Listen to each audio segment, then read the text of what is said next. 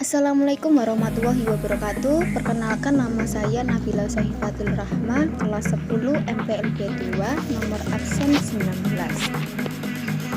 Bangsa Belanda. Bangsa Belanda merupakan bangsa asli Belanda yang secara genetik dan budaya terkait erat dengan suku Jermanik. Bangsa ini terutama menghuni Belanda dan Belgia. Bangsa Belanda sebagai minoritas terdapat di Afrika Selatan, Amerika Serikat, Jerman, Kanada, Selandia Baru, dan Filipina.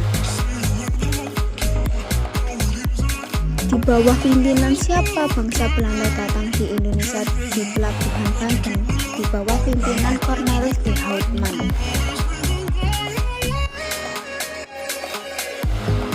Apa yang melatar belakangi bangsa Belanda untuk datang ke Indonesia? Ketika revolusi perang kemerdekaan Belanda terdorong karena ingin merdeka dan ingin mempunyai jalur perdagangan sendiri menuju Indonesia.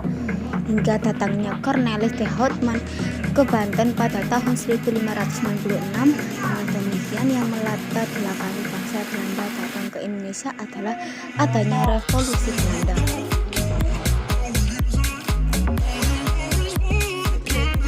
Bangsa Prancis. Bangsa Prancis adalah kelompok etnis atau masyarakat yang menyebut identitas nasional mereka sebagai rakyat Prancis dan memiliki berbagai variasi berdasarkan daerahnya masing-masing.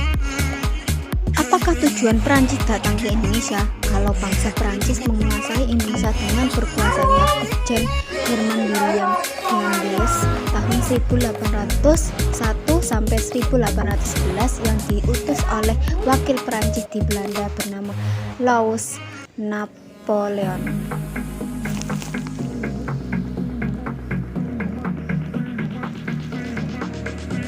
Faktor penyebab terjadinya revolusi Prancis. Sebab khusus revolusi Prancis yaitu pemborosan dan gaya hidup mewah dari Marie Antoinette yang menyebabkan defisit ekonomi kerajaan Prancis. Bangsa Portugis. Bangsa Portugis yaitu bangsa asli Portugal yang secara genetik dan aturan sejak dahulu kala istiadat dengan suku Mediterania. Bangsa ini terutama menghuni di Portugal dan Brasil.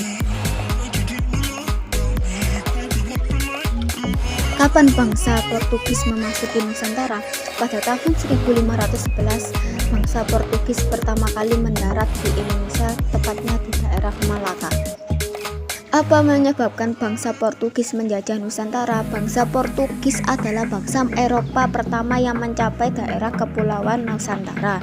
Tujuan mereka saat itu untuk mendominasi sumber perdagangan rempah-rempah yang menguntungkan pada awal abad ke-16. Terima kasih.